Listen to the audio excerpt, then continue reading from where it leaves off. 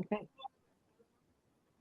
Hello, everyone. My name is Larissa Assam. I am a board certified family medicine physician.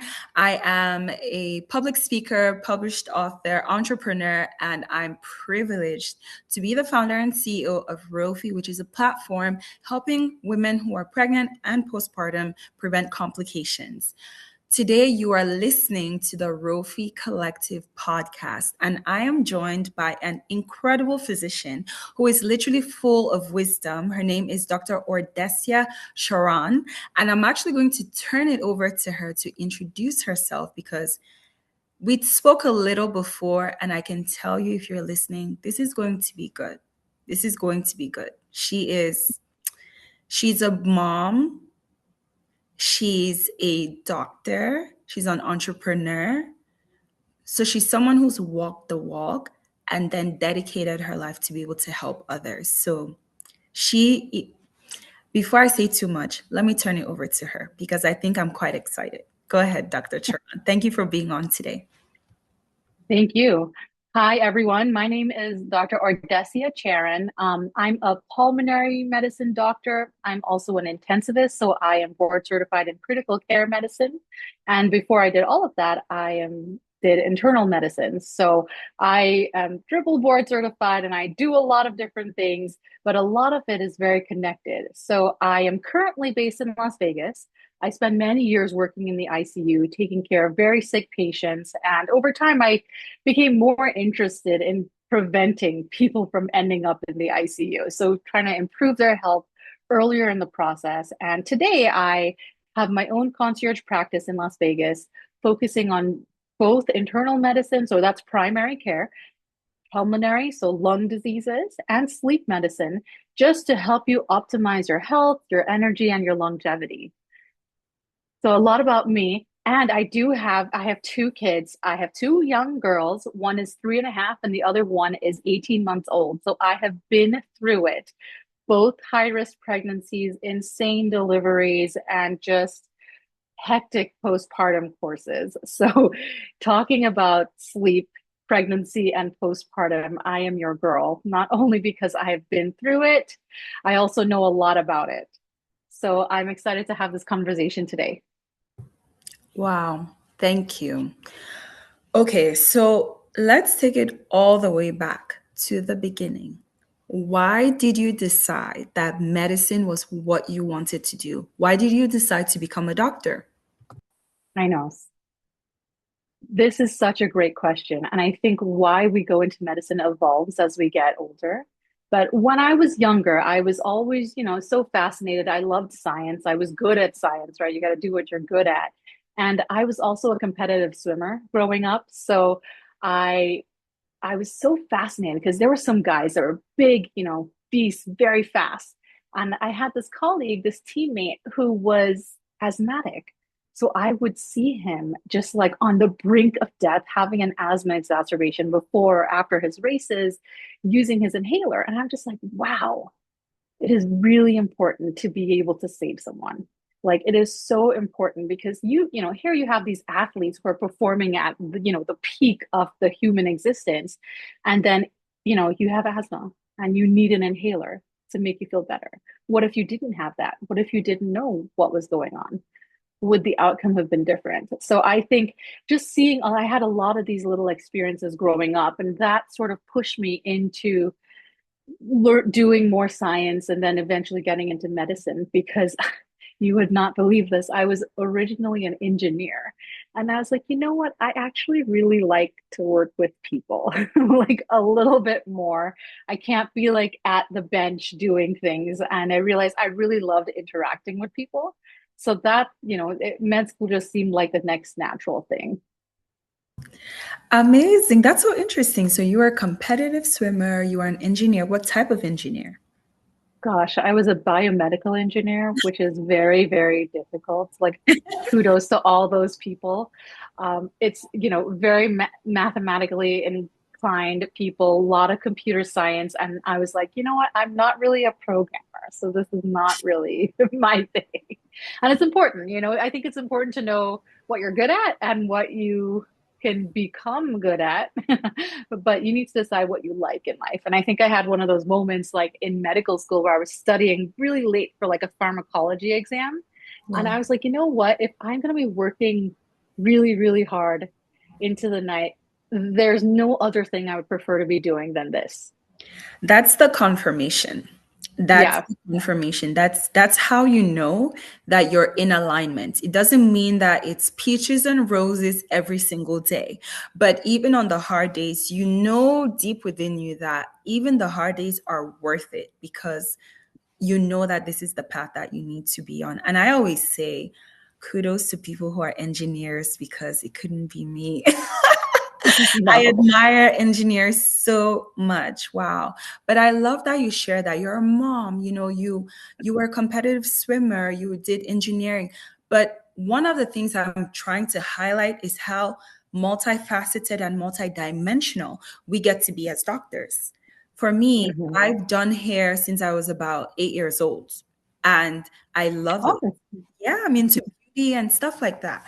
But, you know, am I a science nerd? I am. I love it too. But it's okay to like multiple things and to be multiple things. I think that's one thing I am trying to highlight as we share our stories. So you decided, okay, I want to interact more with people, and so I want to mhm. do medicine. Great. So was this straight from undergrad? Did you take some time? What did that look like? I guess you had worked for some time first, Oh, right? Since you yeah, no, it was straight from undergrad. okay. And I took the MCAT because I was like pre-med after a while and I was like, okay, this is what I'm gonna do. And I was like, man, I don't know if I want to go to med school. That's a lot of work. And then, I was like, oh, I could do healthcare administration, but then I would have to take the GRE. And I was like, I am not doing another exam. Like, let's just do it. And I was really upset because I think I got waitlisted at Cornell. Because I went to Cornell for undergrad and I got waitlisted at their med school, and I was like, I'm so fed up here. I don't want to do this anymore. And of course, like when you're an engineer, your GPA is horrible, right? Because like you're competing against all these people. So the chances of you getting into like an elite med school are like not so good. But I actually did go to a very good medical school called St. George's University. It is a Caribbean med school. So we do like 2 years in Grenada and then 2 years in the US. And that honestly, I think that was one of the best experiences I had, in my life. Those 2 years on the island, I really missed it when I left. And after that, I did match, luckily, into an internal medicine specialty. Because when you go to like a medical school not in the US, you always have this fear, right? Like, am I inadequate? Like, how am I going to stack up to the American grads?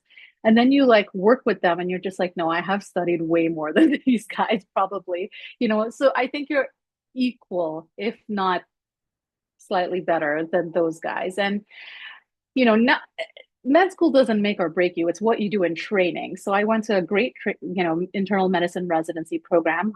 It was MedStar Washington Hospital Center, Georgetown in Washington, D.C. And that's when you really experience the rigors of medical training, the good things, the bad things, everything in between. And that's what shapes you and this makes you, what kind of physician you are.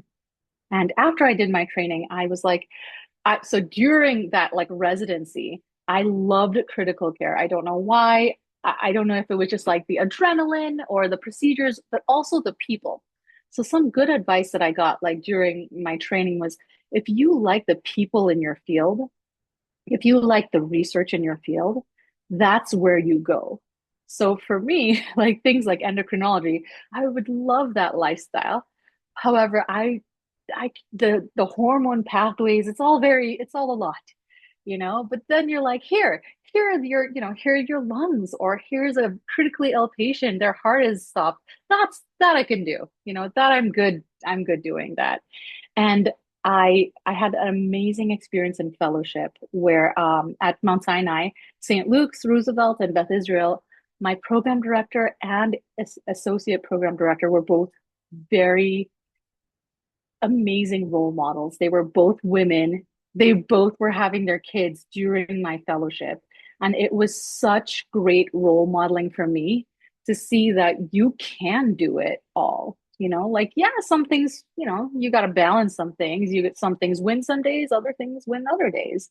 But for me, it was just seeing that representation and seeing people doing it that made me feel like, hey, this is it. I'm on the right track. I feel like I belong. And I think that's really what we all want, right? Like we all want to be in a career where we belong. Like we feel like this is what we're meant to be doing, like we are aligned, as you said earlier. So I was very happy to experience that because that gave me a lot of insight. And of course, oh my goodness, my mentors were just such giants in the field. So there's nothing like learning from these people. Wow, that was good. So many key things to point out. You talked about training in the Caribbean. And fun fact, one of my best friends from medical school is actually from Grenada. So Oh, I've been wow. to Grenada twice. I went after I took my step one for the first time. That was our post step one vacation. But I always share with people, I have mentees and people coming up in medicine now, and sometimes they get very nervous, like, doc, what if I don't match or this? And I tell them that when I was in medical school, I went to school at SUNY Upstate in Syracuse, New York. Majority of the residents, or at least a decent amount, definitely 50-50, had trained in different schools in the Caribbean. And I felt like they were very good, right? They taught Hmm. me so much. I also have a father who is my first mentor in medicine, and he didn't train in America. He trained in Cameroon. Hmm. I've also worked in Cameroon, and I've seen what it's like to work with people who have trained and worked in different parts of the world. And in some aspects, I learned way more actually, right? So it's not a comparison thing to say this place is better than that place or whatever. But I think the beauty of the richness really does come when we're able to come together, put our heads together, and solve the problem for the patient at hand. And so I would say to them, no, remember your value, remember why you wanted to do this in the first place. And that's going to be the most important thing. And another fun fact, we were chatting a bit earlier. We both trained at Hospital Center in DC, which and everyone listening, for you to have gotten inspired through Hospital Center, that's a big deal because critical care at Hospital Center is not a joke. It's not a joke. Not at all. Biggest hospital we're talking about in the Washington, D.C. metropolitan area. People are literally coming because they offer services that you cannot really get anywhere else. I remember during COVID, I was assigned to the ICU at Georgetown, one of the COVID ICUs for a month. And, as we were working, we were the ones doing remdesivir. We were Hmm. proning. All these things were happening in real time. And then um, we would have to send some people to hospital center because in that case they needed like ECMO. And so it's Yeah. interesting to know there's so many very unique things. So if you see a critical care doctor, for anyone who's never heard of one before, please know that the work they do is very important and it's some serious stuff. So thank you for your service. Now, Thank you for saying that. you then decided to do sleep medicine. So why sleep? So I actually, during pulmonary fellowship, you learn sleep medicine. So you have, you rotate through the sleep clinics, it's on your board exams. And so I never did like a sleep fellowship or, that, but I actually ended up practicing sleep medicine, whether it was against my will or not, for the last 6 years, because I first practiced in a very underserved community in Kingman, Arizona. So it was a really small rural community, so much need for sleep medicine, and there were just four lung doctors there. So you had to, right? You needed to practice to the fullness of your scope. So I saw thousands of people with sleep apnea, insomnia, narcolepsy, anything you can think of. And so I've been doing sleep medicine for a long time now. I toyed with the idea of doing a sleep fellowship, but I was just like, I can't do any more training. I just need to get out there and start doing it. And I read sleep studies? Like if you have to be sleep boarded to like read the sleep studies. So I don't officially read them, but like I know what they mean. So I think, you know, in my capacity, I know when I'm at my like the edge of my scope and I send you on to just a sleep specialist. But for the most part, I enjoy and I my patients have been doing very well with me taking care of them doing sleep medicine. Amazing. And so let's talk more about sleep medicine because I find that not that many people know about it. And, especially as a mom, you mentioned, you're a mom of two beautiful girls and you've had your own personal journey navigating pregnancy, navigating postpartum, and also working as a busy physician. So, what are some of the things that you tend to see typically? We talked very briefly about maternal sleep, but what is that? What is this, and why do we need to know about this? I think these are great questions. And the fact that we're even talking about it on a public platform like this shows that we're taking big steps in the right direction. So, for the moms out there, has anyone ever asked you, because we talk a lot about newborn sleep? They're like, how's your baby sleeping? But has anyone ever asked you, how are you sleeping? We never talk about maternal sleep. We never talk about how's the mother's sleep. It's a huge health oversight.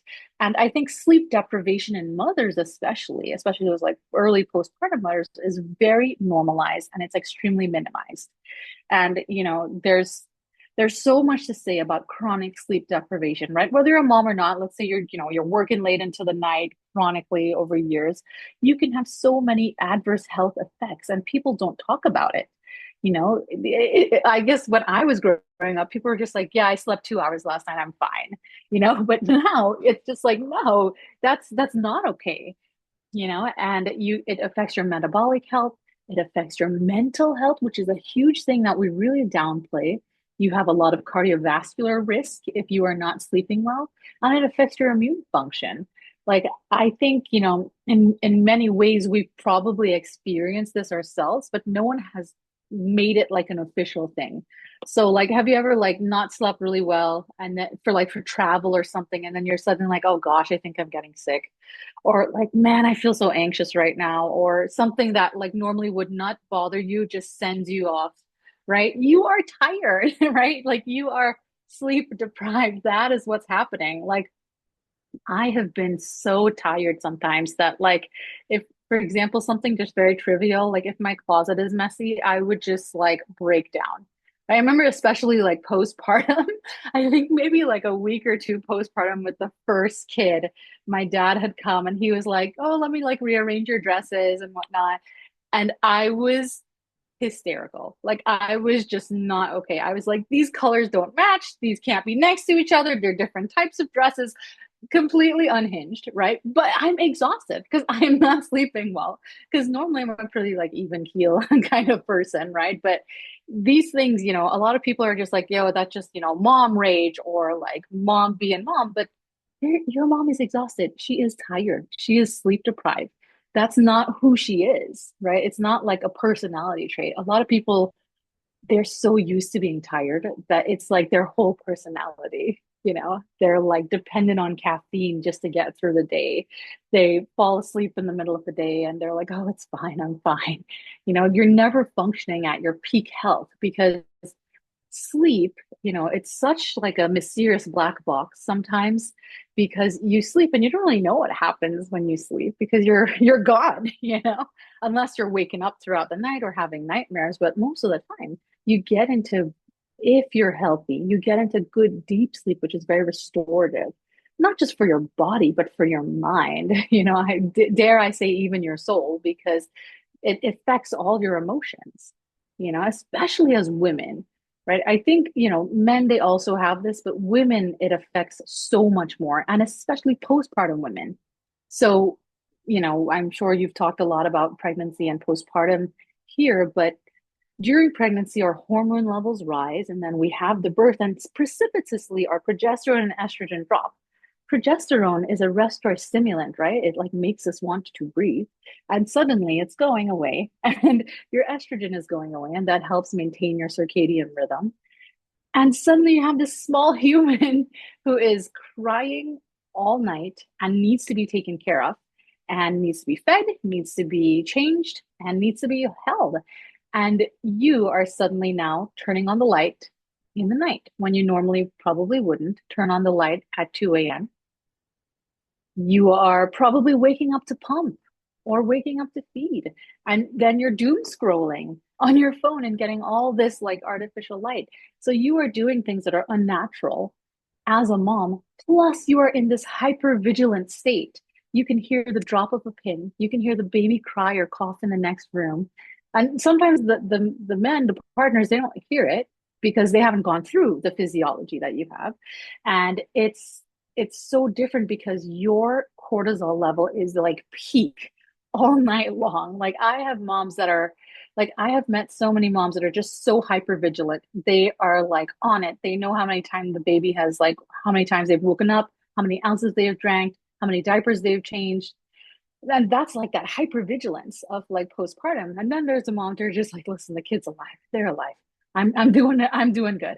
And my husband and I kind of ended up in that second phase after a while because we were like, listen, I have a really great husband because he realized very early on that if I did not sleep, I was severely unwell. Like I was crying, I was emotional, I was like not able to enjoy my baby. Like I was not okay if I didn't sleep.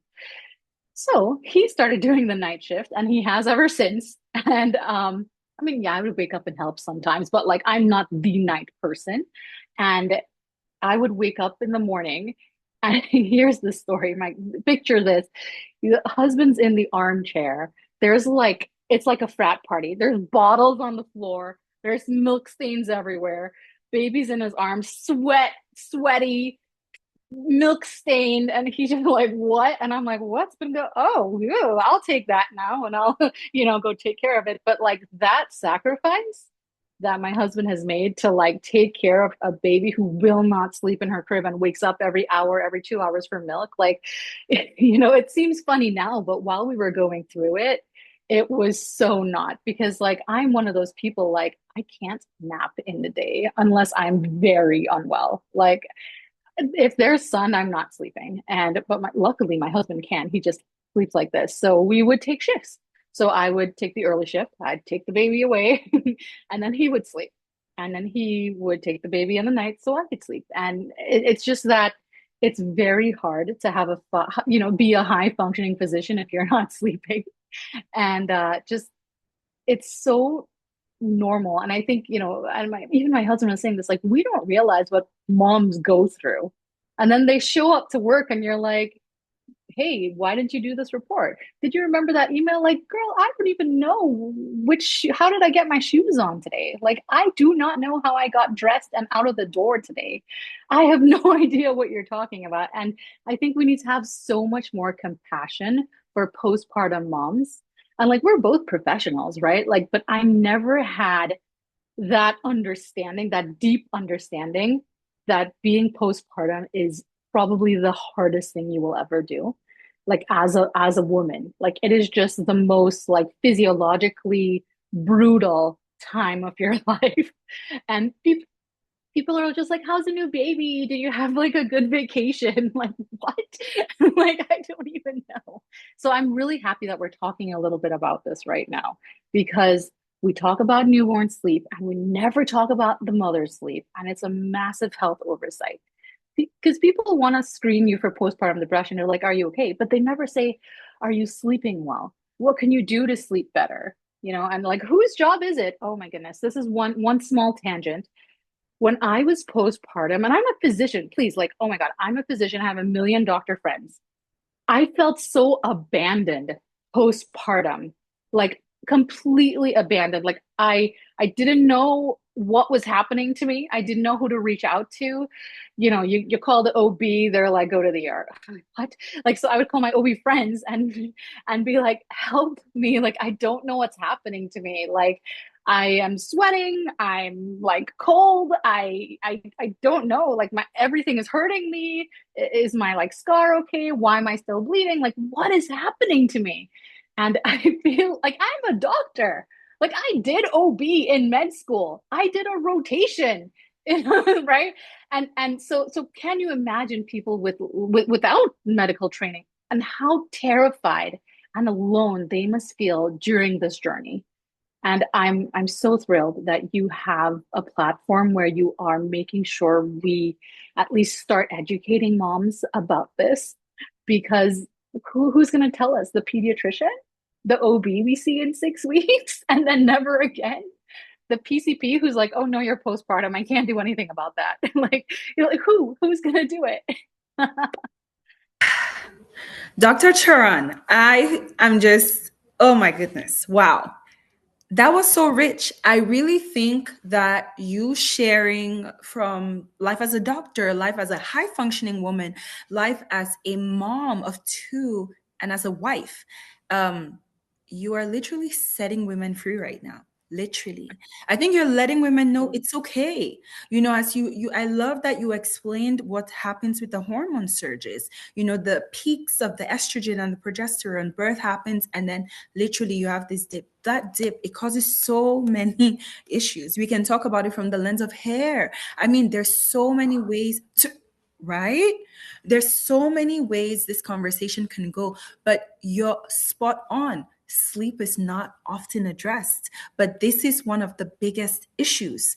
And so, first, shout out to your husband who, took on and listen, whatever it needs to look like so that the job gets done. I'm sure your daughter is perfectly fine, right? You guys got through the season. So let's say we're speaking to a first-time mom right now, and she wants some tips as she's currently, let's say, 25 weeks pregnant. She and her husband are listening to this right now, and they want to know, Dr. Charan, what can we do to prepare ahead of time so that when postpartum comes, we try our best and at least we're ready? Is it the lighting? Is it avoiding phones? What should they do practically to optimize? Yeah, let's talk a little bit about practical tips for pregnancy and postpartum. And this is huge because I think a lot of it is there's no guidelines, right? Like out there on this, right? So a lot of it is like kind of what you learn. And if you don't have a huge mom community, you're not going to learn anything. So I'm going to sort of break it down. Pregnancy is I was going to say horrible time, but some people have great pregnancies. But for me, pregnancy was a horrible time where I could not sleep.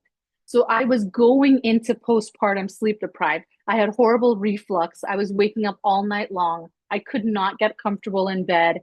I, oh my God, my post-nasal drip, insane. I'm wheezing all night long. Like it was not a beautiful thing. But you need to remember good sleep hygiene will continue, and I will define that and talk a little bit more about it, is something you still need to have while you're pregnant, even though you're waking up every couple hours to go to bed. So here are the just like very basic things that we call it sleep hygiene, but it really has nothing to do with cleanliness. It's going to bed at this. No, wow. I had to say that because I've had patients get really upset with me because they didn't know what that term meant. And they're like, "I'm clean." Like, what is wrong with you? And then I sort of like went through it. So when I say sleep hygiene, I mean sort of these basic principles surrounding bed and bedtime. So we've heard it many times before, but I'm going to break it down very simply because I think it's super important, and everything gets neglected when you're pregnant and you're stressed out. So making sure the room that you're sleeping in is cold, dark, and quiet. We're not watching TV in our beds. We're not doom scrolling in our beds. I'm so guilty. I'm so guilty of doom scrolling in my bed. You know what I would do? I would be shopping for baby things because my mind will not turn off. But you have to, like, if you are not sleeping well, if you're waking up and you're exhausted, if you're waking up all night throwing up like I was, then you need to say, "Hey, I'm going to go to bed. It's 9 p.m., phone down." And then just make sure that whatever you need before bedtime, you've taken care of it. So if you're going to work out, if you're pregnant and working out, more power to you. That was not something available to me, but if you could have done that, make sure you wait at least 3 hours before bed. No large, heavy meals right before bed. One of my nurses told me this and it works so good. Crackers in your bedside table.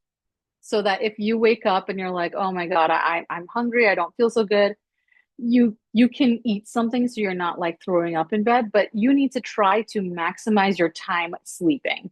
And when I say sleeping is, I mean like unfragmented sleep. So if you getting up and going downstairs to make a sandwich is going to take an hour, and if you just pop a cracker and you're okay, then great. Right. And that's like a little bit outside the laws of sleep hygiene because it's like no eating in bed. But for pregnancy, you're allowed, you know, you're allowed to do that. Have your Tums at your bedside, like whatever it is you need, have it there so that you can sleep. Because until I started doing more things to really protect my sleep, I was not okay. Like I was throwing up a lot. And another thing you want to think about is sort of how your body is handling the day. And I know we're talking about sleep, but the day while you're pregnant influences the night. So if you are getting dehydrated during the day, if you're not eating, or getting the vitamins you need throughout the day, you're going to get leg cramps and that's going to suck and it's going to wake you up. So if you need to supplement magnesium, do that. There's a lot of little creams and ointments out there now, like magnesium ointments that I think are very helpful during sleep. I've had a lot of patients with good responses to them. Something that I love, and I think you have to do it very judiciously when you're pregnant, is having a warm bath with like the Epsom salts, because those are magnesium. So not like, let's say your GI tract cannot tolerate it because during pregnancy you're just a different person, right? If you can't take the supplements or drink the drinks, the creams aren't really helping you, then your skin can absorb the magnesium through the bath water. So short baths when you're pregnant, I would say less than 15 minutes. And if you're getting too hot, you got to get out. But when you get warm, so warm showers, and then you cool off, like in front of a fan, that helps your natural melatonin peak. And that's very, very helpful. This is a little bit of the sleep hygiene stuff. But then the next day, and this is so tempting, if you're so tired, you can just sleep until whenever. But that, like, let's say you sleep till 10 a.m. on the weekends, that is going to decrease your sleep pressure for that night. So then you're not going to fall asleep. So it's important to try to say, hey, I'm going to wake up at 7 a.m. every day. So that anchor of waking up at the same time every day and getting morning sunlight, I'm, a huge proponent of morning sunlight and having a good sleep schedule. And, I'm not trying to say you must sleep at 9 and wake at 7, but like you need to figure out what works for you because each person has a very different time when they wake up where they feel alive. And once you figure out what that is for you, and it can change, you can change while you're pregnant, and you have to give yourself permission to be different. Because I think for me, I'm very difficult. I'm a little stubborn, right? It's important to understand that you will change, right? So I used to be like, oh yeah, 7 hours of sleep, I'm fine. But during like pregnancy and postpartum, I needed like 8.5, sometimes 9 to be a functioning human being. So that's how I was living my life. I was working all day and sleeping, or at least trying to sleep all night. Because you remember every time you wake up to go to the bathroom, to throw up, for the heartburn, for whatever reason you're waking up, because in pregnancy, the nighttime awakenings are going to happen. But when that happens, you're getting what's called sleep fragmentation. That means you're not going through the sleep stages into that deep restorative sleep. So you're not going to feel great when you wake up. You're not going to feel refreshed. That's what we ask. Do you feel like you've had a refreshing night's sleep? Like, do you feel like you woke up and you slept? Because a lot of people, they wake up and they're just like, I didn't even sleep, But then if they like check their iPhone or their watch or whatever, or their Aura ring, they're like, this thing said I slept 8 hours. Why do I feel like this? And it's because you're not cycling through those stages. And this happens both in pregnancy and in the postpartum phase, even more in the postpartum phase, because you have that baby now. You can hear the baby, even if the husband's doing it, you can hear the baby and you're feeling hypervigilant. So it's waking you up. And that cortisol that is very high all day, all night in postpartum moms is preventing you from getting into the sleep stages and cycling through them normally. And I'm not like ashamed to admit this, but even now when I look at my sleep stages and sleeping, and I'm 18 months postpartum, my deep sleep is so minimal. And I obviously know it's because of stress and cortisol, but I'm just like, man, this is something that's really hard to fix. Right. And this is me, like a person who's studied it. I've read a lot of books about it, and I think realizing that you feel tired and you're not yourself because even though you're sleeping a lot, you're not getting the quality of sleep that you used to. And I think just knowing that it's very important. So you're sleep deprived. And when you get sleep deprived, I want to make a distinction between being sleep deprived and having a sleep disorder. So this sleep deprivation where you feel like absolute not so good, that is different than if you have an actual sleep disorder. And I think because people expect postpartum moms to just be tired, it's getting identified less and less. And I just want to speak a little bit about obstructive sleep apnea. So, obstructive sleep apnea is a disease of the upper airway. So, your soft palate is falling and obstructing your airway as you sleep. And that can happen anatomically,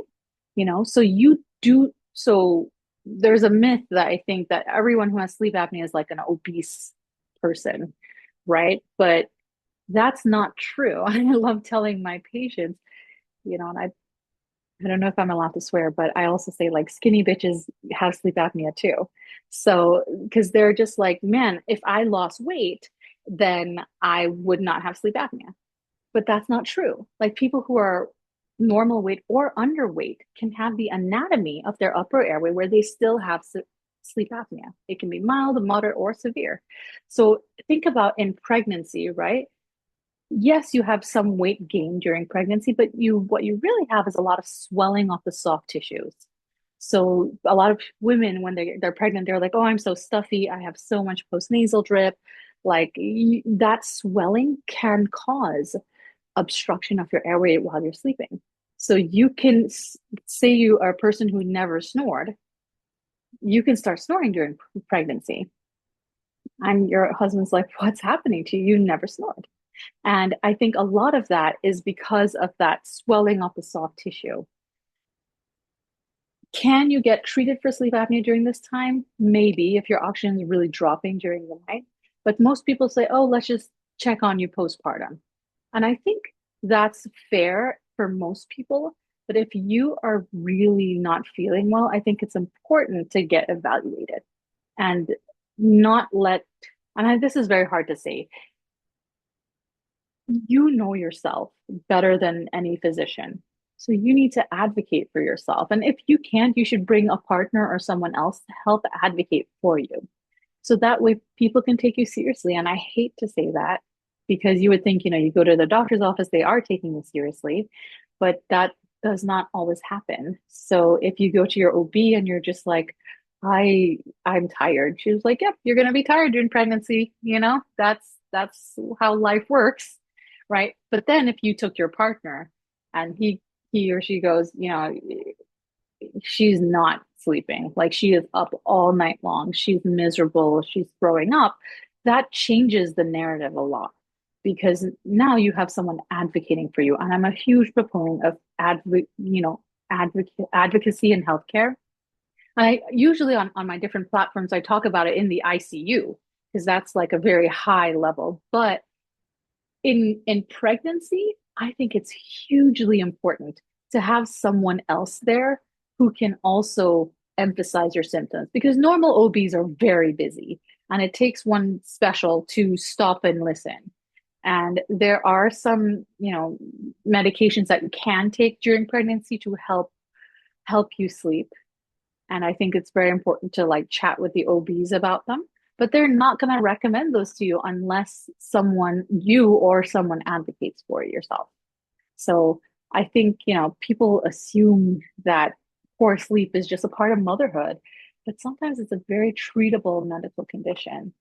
And I wanted to now talk a little bit about the postpartum period where Before you get into postpartum, let me just stress a few things that you mentioned that I think are really powerful. I just want to make sure that we stamp them, so to speak. And I think they're also going to be relevant, especially as we're now moving into the postpartum phase. So you said something, you said it's important to protect your sleep. And I never would have thought of sleep as something that needed protection. But I think adopting that kind of mindset shows how important it is. You know, sleep plays a very important role in your metabolic health.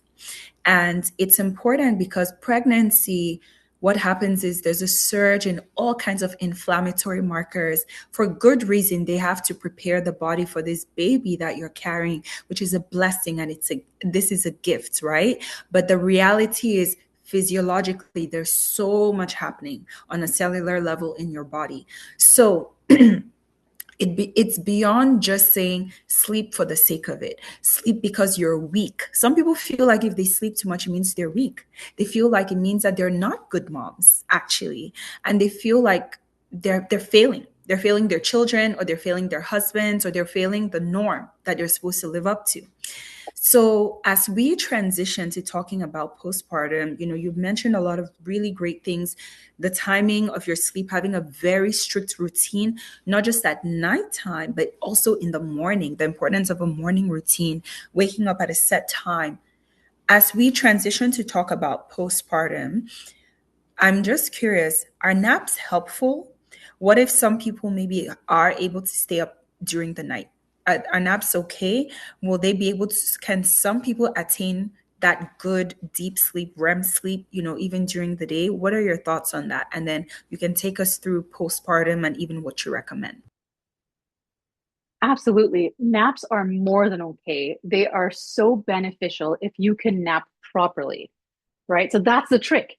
That's the trick. So during a nap, if you can go through one sleep cycle, that's where you go through each stage, you know, your N1, N2, deep sleep, REM sleep, 90 minutes generally, right? Generally, if you can nap for 90 minutes and wake up, then you will win your nap. That I think, you know, like the power naps. That's how you do it. If you are like, I'm gonna take a nap, it's like 3 p.m., you lie down and you sleep till 6, not quite, right? Like, or 6 or 7. Like 6 can still be okay because then it's like, you know, you got two 90-minute segments. So then you go through two cycles, and that's pretty good. And I think for postpartum women, especially, it's so important to realize you have been through a lot, not just the birth, you've been through 9 months of a lot, of like your body changing a lot, just at the very peak of human physiology is what you've been through. So if you need a little extra sleep, you should take it.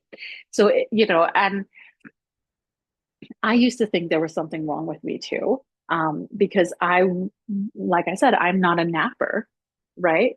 But there are some days I would just be like, I am exhausted, and I would take like a 3 hour nap. And I'm like, what's wrong with me?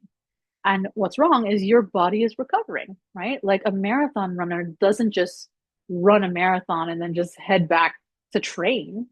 They rest and recover, right? So you know, and I think it's important for women to give themselves some grace. I used to get so mad when people would tell me that, but it's very important to realize you've been through something, right? Even though it's natural and everyone goes through it, but I think how our society is now is very different than what it was in the past, right? I know, like in the Asian community, they have this very sacred 100 days after, where your whole community comes and takes care of you. And for me, I kept trying to be normal, normal. I wanted to go down to like the family meals. I wanted to make something or I wanted to do something, but I couldn't walk. Like I had like an emergency C-section. Like I was not walking. So therefore I was confined to the bed until I could get better. So like I think, you know, if you feel exhausted, you need to just own that and say, hey, my body's tired right now. Here's the baby, everyone. Hopefully you have it, everyone, right? That's the other thing, right? Like, especially in this society, what if you don't have anyone to give that baby to, right? Like, not everyone is lucky enough to have, I have great in-laws. I could just be like, this, yours, I'm out of here. But you know, if you don't have a community, you have to find one, right? So my one of my best friends just had a baby. She's I think she put her baby into like a sort of, I don't know if it was like a daycare, but just for a couple hours so she could rest. And I think that's a very commendable, right? Because if you are a safer and better mother when you are rested, like, and we are so programmed to working to our core, stretching ourselves so thin that we can break. And we think it's fine. And we should be able to do it, not just like, oh, it's just something that we just think is expected of us. And we do it and we don't give ourselves, we don't act like we're humans too. We all want to be super moms. And we can be super moms later, right? Like when we're rested. But when you're trying to do it from a place of like not full recovery, and recovery doesn't take days or weeks, sometimes not even months. Like I have seen people, and even in myself, like it takes years. It takes, 2, 3, 4 years until you feel like who you were. Like, and when I say that, I don't mean like not someone who's had kids, but just like that level of like optimism and hope and just like a little bit of vigor and flair. Like that kind of gets suppressed because you're pouring so much into like your kids. And it's not a bad thing, but I think it's something you need to recognize, that's something that takes from you. And if if you're like, oh, I only sleep 5 hours a night, and suddenly you're not understanding why the 5 hours isn't working for you, it's because you have to make up for this chronic sleep debt that you probably developed during pregnancy. And then your body needs to recover from everything you've been through.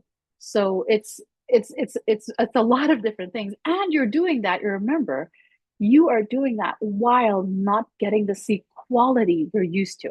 So you're not cycling through the sleep phases. You're not getting deep restorative sleep. So your 5 hours of sleep that you're used to, you're probably getting half of that. And then you're just like, why am I not okay? So this is so hard, right? Like when women are working, they're trying to get up and go back to their usual job. They're not sleeping all night because they're pumping or feeding their babies. And suddenly they're just like, why does my normal life feel so hard? This is why. It's because you are not getting the restorative sleep that you're used to for so many reasons. And I think there's no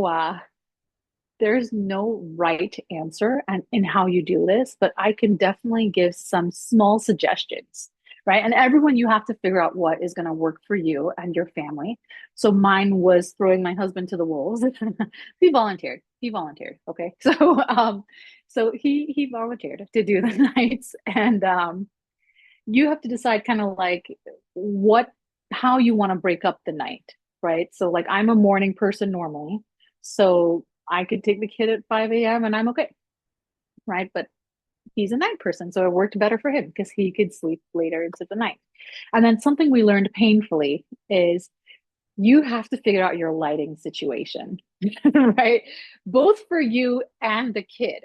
So I have salt lamps, like those little Himalayan salt lamps. You Because they have a very dim but soothing light, so you can see what you're doing while you're changing the diaper, but it's not waking you up. So you're not turning on the overhead lights. Night lights, I know a lot of people, they just like have a little night light by the changing station. Um, we actually got a sound machine. I think it was called a hatch, and you can touch the top, and it makes a light. And we use that a lot also for the sound because the white noise helps the baby, but it also helps the adult. So so that way you're not hearing everything else. Like this is something, and you can I'm sure you guys can relate to this for the new moms. You're never as sleepy as you are when you're holding your baby in your hands. Like when you've got your baby on your chest, your oxytocin is like through the roof and you're just so sleepy and excited and you want to sleep, but the baby's in your arms, so you can't drop her, right? So I would sometimes sleep with the baby on me and then have my husband take them away. Because another thing, and we don't talk about this a ton in postpartum, is you can't fall asleep because if the baby is not there, you feel very scared, right? You're in that very fight or flight. Where's my baby? What are they doing? Are they safe? And in this society, we're very encouraged not to co-sleep. And I that's what's recommended. I think it's safe. There have been many cases of suffocation, but in that immediate postpartum phase, it's really stressful.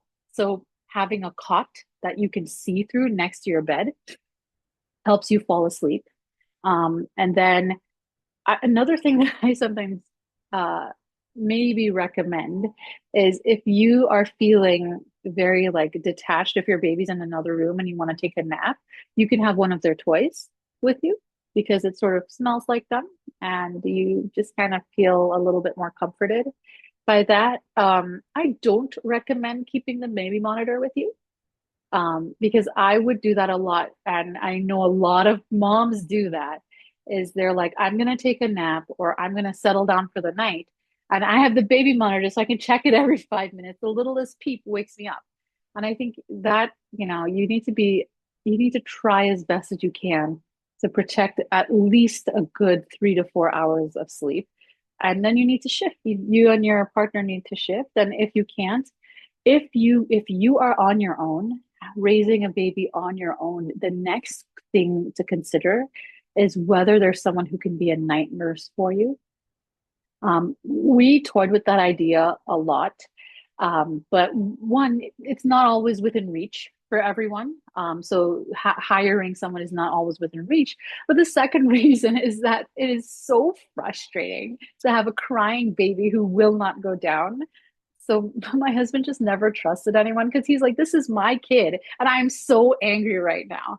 So, so frustrated. So imagine a stranger or someone else, like, will they be okay if the baby's not going down? So that was the other thing in our minds. So just to sort of summarize what we've talked about, taking shifts, managing your lighting.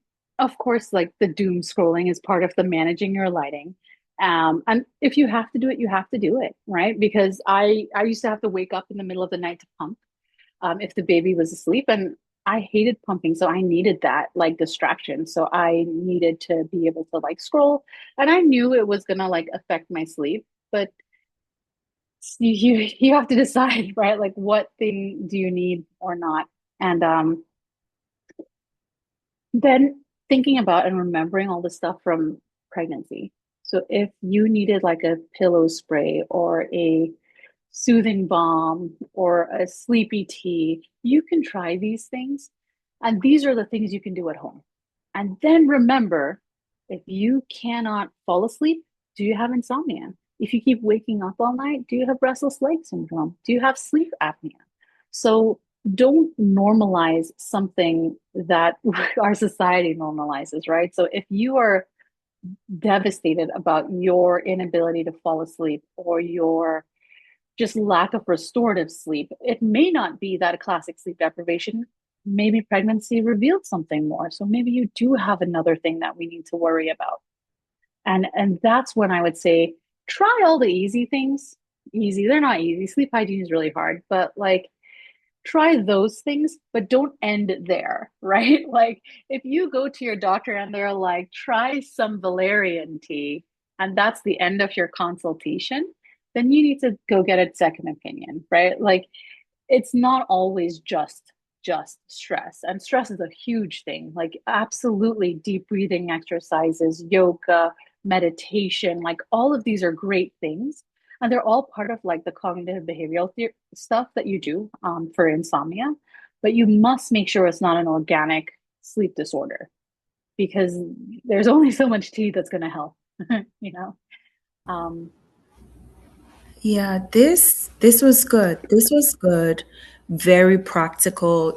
Thank you for even bringing us into your day-to-day life, for sharing the things that you've done and learned practically as a mom and also as a busy physician that have helped you, because I think I dare say for some of the things you mentioned, I've heard my patients say, even from medical school days, like, doctor, what's going on with me? I don't feel like myself.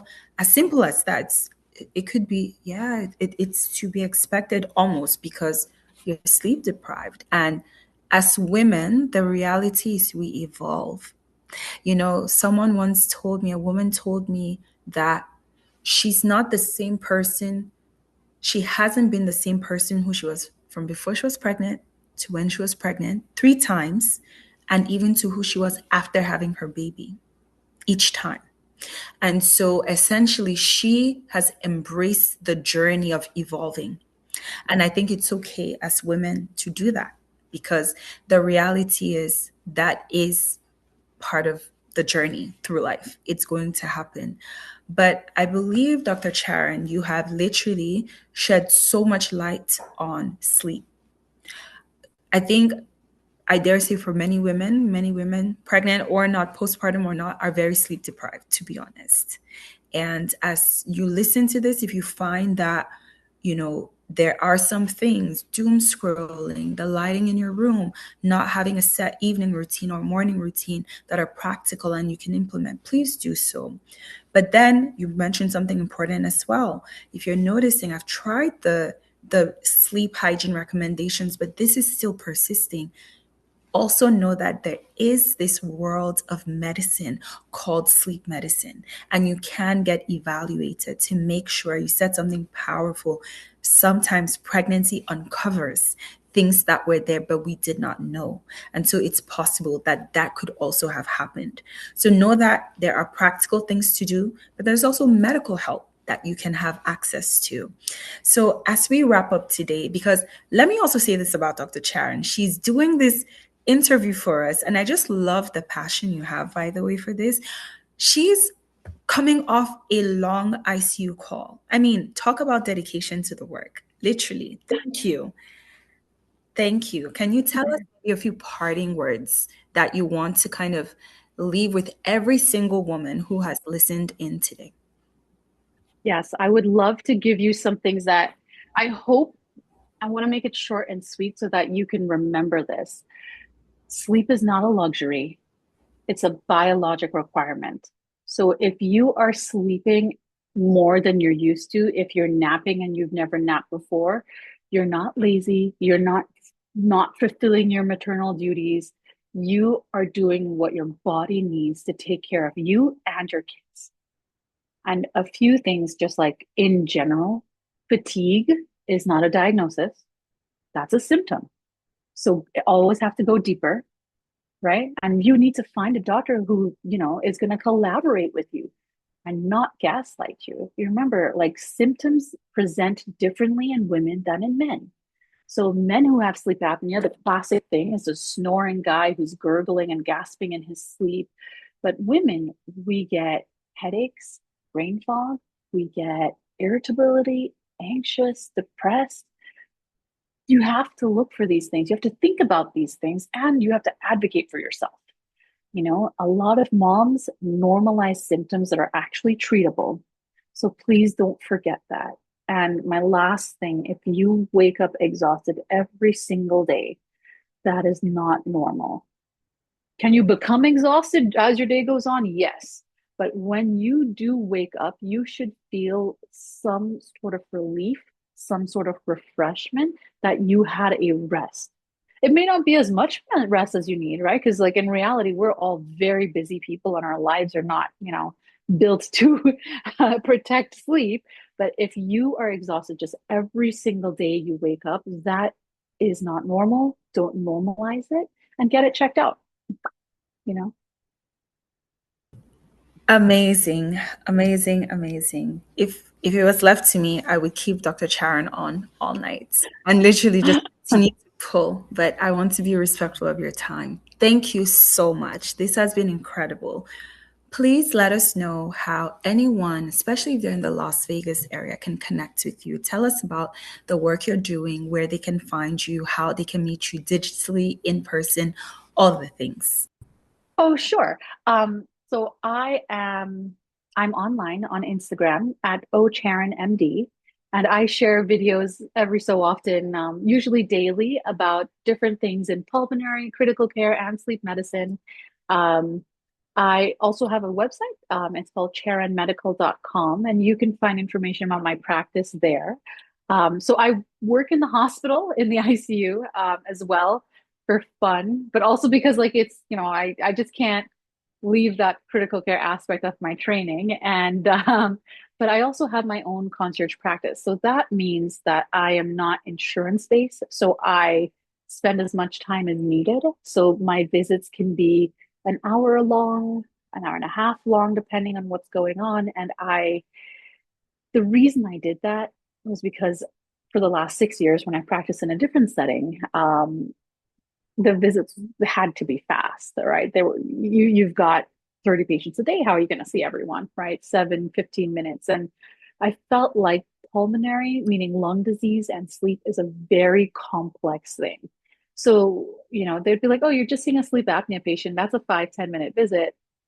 Not always, right? And I have so much more to say about that because I have so many patients who've had sleep apnea and they're scared to wear their mask because their grandkids are scared of it. And I have so many stories. But I changed to do a different type of practice where I can spend the time and listen because the only way I think in medicine to really fix someone's problem is to listen to them, to the things that other people don't hear, the things that maybe they don't see, so you can then offer proper advice, right? So if you tell, for example, if you tell a mom, hey, just get to bed earlier, but then you don't hear the whole story about how she's the one who's got to wash the bottles and do the laundry and do all these things, you don't understand, right? And I try not to practice that ivory tower medicine where I'm not, I'm just telling you what to do, right? It's very different. Like you need to be able to relate to people, and the only way you can relate to them is to really understand them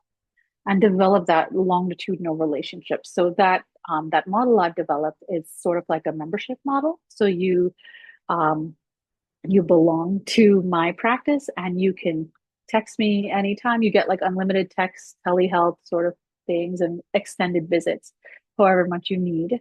And I do offer different services. So I do sleep. If you don't need sleep issues, if you just have lung disease, that's fine too. And I recently expanded to do primary care. So if you had like a lung disease and you needed someone who was doing primary care or like internal medicine, I could be that plus your specialist because this doesn't exist anymore, right? Like, how many specialists do primary care? Not many. There was one that I knew of, and his patients were, when he stopped practicing, they were so upset when they came to see me, the pulmonologist, and they were like, what do you mean you're not going to take care of my heart and my other things? And I was just like, I'm just pulmonary.